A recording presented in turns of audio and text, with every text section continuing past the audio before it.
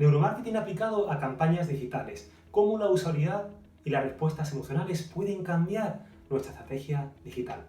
Para ello tenemos que preguntarnos cómo es nuestro cliente digital. ¿Ha cambiado algo con respecto a nuestro cliente de toda la vida? Si los Beatles, en su famoso disco de Abbey Road, estuviesen viviendo los momentos actuales, quizá la portada de este disco sería diferente. Tendrían en sus manos un dispositivo que nos ha cambiado la vida a todos. De hecho, hemos pasado de una generación visual donde lo único creíble era lo que se veía y se oía en medios tradicionales, a una generación smartphone donde lo creíble es lo que se puede recibir y emitir a través de este dispositivo. Incluso algunos de ellos hablan ya de la generación selfie, donde en imágenes como esta, con la señora Clinton, vemos que prácticamente ninguno de sus seguidores, ni siquiera sus guardaespaldas, están mirándola a la cara. El concepto del selfie también ha cambiado la forma de comportarnos ante el mundo. Y ocurren cosas también tan extrañas como que tenemos más conversaciones con robots que con nuestra pareja. Y aquí entran también los dispositivos móviles. O que 1 de cada 3 personas prefieren renunciar al sexo que a su teléfono. O que la gente confía más en Amazon que en su banco de toda la vida. O que más del 90% de las decisiones de compra se influyen por las redes sociales en el caso de usuarios en este tipo de medios. Así que al final tenemos que pensar también qué piensa el cliente de sí mismo, no solamente qué pensamos como marca de ellos. Para ello quiero contar un caso fantástico de investigación en el que aprendimos muchísimo usando técnicas como el live tracking, la electroencefalografía o el reconocimiento de microexpresiones faciales, en concreto con el equipo de Gabriel Carrascosa, para determinar el impacto de un vídeo que se iba a lanzar en medios digitales para alentar al voto en las próximas elecciones. En este vídeo se establecieron con más de 100 sujetos una serie de bocetos de contenido audiovisual para determinar aquel que fuese a dejar mejor impacto y finalmente conseguir mayor eficiencia publicitaria. Pero ocurrió algo extrañísimo. A través de algunos de los dispositivos, como en este caso el Face Reading, pudimos determinar que la mayor parte de los sujetos tenían un nivel de felicidad muy alto, como correspondía con un vídeo positivo que transmitía un mensaje bastante emocional. Sin embargo, hubo un pequeño grupo de sujetos donde se detectó con este mismo dispositivo que el nivel de felicidad era muy bajo y el nivel de sorpresa, angustia, miedo, tristeza como emoción básica se disparaban. Algo había ocurrido, era un comportamiento anómalo y durante las entrevistas posteriores a cada medición no pudimos determinar nada. Todos, tanto los de un comportamiento lógico como el del anómalo, transmitieron que les había encantado ese vídeo y que transmitía bastante contenido emocional positivo.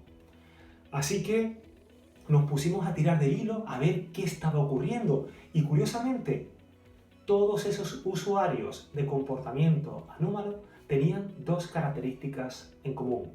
La primera de ellas era que eran de origen venezolano, eran de Venezuela, y el segundo era que todos habían recibido ese impacto sin saberlo en cuanto vieron la palabra patria escrita en una pizarra de la profesora en uno de esos vídeos. Así que nos damos cuenta de que muchas veces el cliente no solamente no dice lo que siente, sino que no sabe lo que siente. Y ahí el neuromarketing tiene mucho que aportarnos.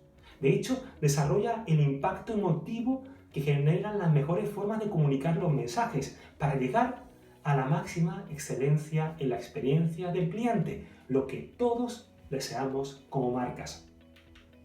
Así que, si nos preguntamos entonces cómo tenemos que hacer el nuevo marketing, cómo el neuromarketing nos ayuda a hacer mejor marketing, pues olvidándonos del concepto tradicional del marketing de disparar como una diana, fuego a discreción, disparar a nuestro público objetivo, nuestro segmento del mercado y de vender a las masas.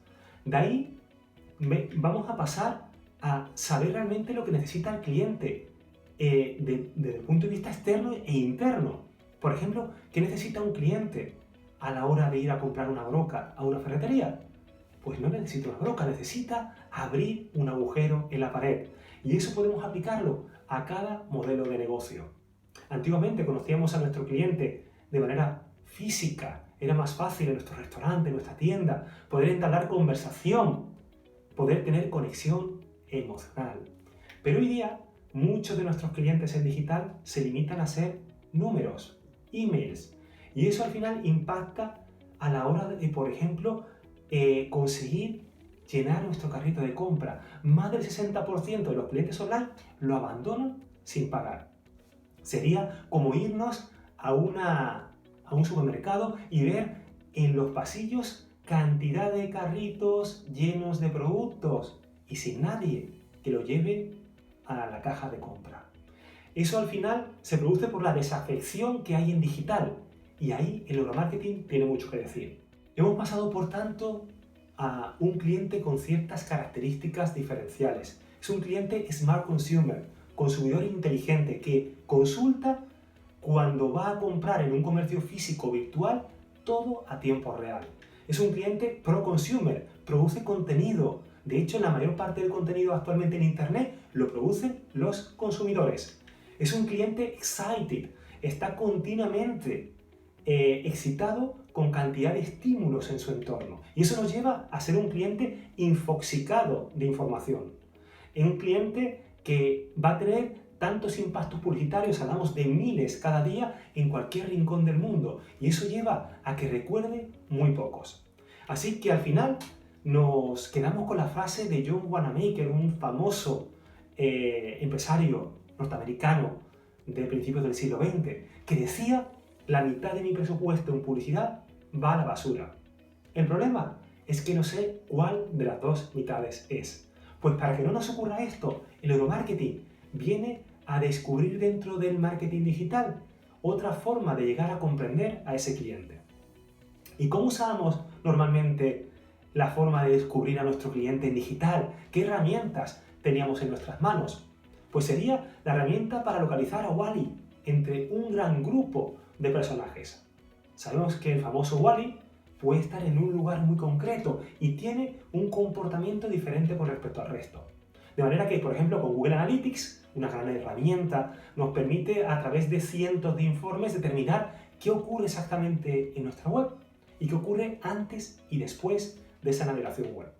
Con los píxeles o códigos de seguimiento de redes sociales o de Google, podemos determinar no solamente hasta dónde ha llegado el usuario clicando en un banner, sino lo que ocurre mucho después, lo que ocurre durante el tránsito por la página de aterrizaje. O, por ejemplo, saber con los estudios A/B o con los test multivariantes cómo pequeños cambios, como en este caso, en iconos, en imágenes o en carga de contenido, nos permite una mejor experiencia del cliente. O cómo con el Social CRM podemos establecer no solamente datos que el cliente nos ha aportado en el CRM, sino que el mismo CRM de manera inteligente detecte cuáles son los patrones de conducta de ese cliente en sus redes sociales. O a través de los chatbots o los asistentes virtuales, cómo los robots nos ayudan a determinar cuáles son los principales problemas que plantean los clientes. O cómo Netflix o Amazon, por poner solo un ejemplo, usan el Big Data y la inteligencia artificial para poder marcarle pauta de consumo al cliente, detectar necesidades antes incluso de que el cliente llegue a ser consciente de ello. Y al final, con herramientas muy simples como Google Trends para determinar qué está buscando el usuario en Internet a través de buscadores, YouTube Trends, cuáles son los contenidos audiovisuales, los reyes de los contenidos que más se están viendo en ese momento en Internet, nos va a llevar a pensar que el neuromarketing puede aportarnos algo más. ¿Cómo nos ayuda el neuromarketing? Aportando información cualitativa que el resto de herramientas no pueden llegar nunca a aportarnos. Por ejemplo, si queremos validar una pieza creativa para el lanzamiento en las redes sociales, en el caso de Instagram, de una conocida marca de cervezas, podemos conocer cuál es su mapa de fijaciones oculares, cuál es su mapa de calor, incluso las secuencias de fijación ocular para determinar que en solo 3 segundos de fijación ha habido 3 conexiones con la marca. E incluso las áreas de interés para determinar cuáles de los elementos por separado están aportando más al efecto de esta pieza creativa. O por ejemplo, tradicionalmente nos hemos basado en las agencias, en mapas de clics web, para determinar los lugares con más interacción, que incluso algunas herramientas permiten crear una simulación de mapas de calor basado no solamente en clics, sino en scroll y en cara de contenidos web. Pero este tipo de mapas de calor son totalmente ficticios, nos confunden más que nos ayudan. Como se suele decir, no hay nada peor que no tener datos y es tener malos datos. Así que aquí estamos viendo en 2 capturas al azar cómo el lugar en rojo de fijación ocular no corresponde con el lugar en azul donde colocamos, por ejemplo, nuestro ratón, nuestro cursor. Aquí estamos viendo cómo, por ejemplo, para determinar la usabilidad web podemos establecer con el eye tracking fijo cuáles son los puntos de fijación ocular, dónde tenemos más fijación ocular y, sobre todo, cuáles son las zonas ciegas, las zonas que el usuario nunca llega a ver. O, por ejemplo, podemos saber cómo los últimos artículos publicados y en qué formato nos ayudan a tener más retención en la web, o cómo los widgets de redes sociales alientan o no al abandono de dicha web, o cómo los vídeos colocados antes o después de un artículo en nuestro blog nos ayudan a tener una mejor experiencia del usuario, o cómo los llamados a la acción a través de ciertos botones con cierta geometría y cierto color nos impulsan a la compra, o cómo a través del email marketing ciertos botones de llamados a la acción nos permiten más efecto que otros. O incluso en comercio electrónico, donde el flujo de conversión es tan complejo, nos permite saber la estructura de categorías, productos relacionados, productos cruzados, que al final nos van a llevar a un mejor ticket de compra. O como en estrategias de pricing o establecimiento de cuánto nivel de columnas y qué tamaño debemos tener en la web, también nos ayuda en neuromarketing. Incluso como un simulador, tanto de un producto de calzado como la customización de un auto antes de ir a comprarlo al concesionario, nos ayuda, o sin embargo, eso va a ser un coste operativo no necesario para generar una buena experiencia. Al final, todos queremos retorno de inversión. O cómo podemos conseguir en buscadores que aglutinan la mayor parte de las conversiones en Internet, poder ser el primero. Por ejemplo, el uso de metatítulos cortos con formato en listas. No es lo mismo usar un título para un artículo en un blog del sector turístico. Las mejores playas de Panamá, mucho mejor, las 10 mejores playas de Panamá. O, por ejemplo, cómo colocar los botones sociales. Si es mejor colocarlos arriba, en el sidebar o en el footer, eso nos impacta dramáticamente en el abandono o la retención en la web. O cómo, antes de lanzar un anuncio en las redes sociales, podemos llegar a garantizar un cierto nivel de conexión emocional con los potenciales clientes. O cómo, a través de contenidos extraños, podemos aumentar la capacidad de atención, recordación y memoria en nuestros clientes, como en este caso en una compañía eléctrica tuvimos que plantear. O cómo el uso de personas frente a unos contenidos inertes mejoran la capacidad de atender a ciertos contenidos. El uso de la metáfora, cómo unir, en este caso, el contenido inmobiliario con llevar tu producto a otra galaxia, cómo casan esos 2 tipos de historias y productos diferentes. O cómo en campañas políticas cada día más vinculadas a lo digital influye el tipo de mensaje que se transmite, la oratoria, comunicación no verbal, el código de vestimenta, el fondo del escenario. Todo eso influye dramáticamente en la credibilidad del mensaje que estamos transmitiendo. O cómo el uso de la sonrisa o el uso de ciertos caracteres raciales nos está llevando a poder conectar mejor con nuestros clientes. O incluso la efectividad de ciertos elementos dinámicos, como en este caso tuvimos que realizar para una compañía de alquiler de autos. ¿Cómo es posible que artes donde haya menos contenido visual dinámico pueden llegar a convertir más?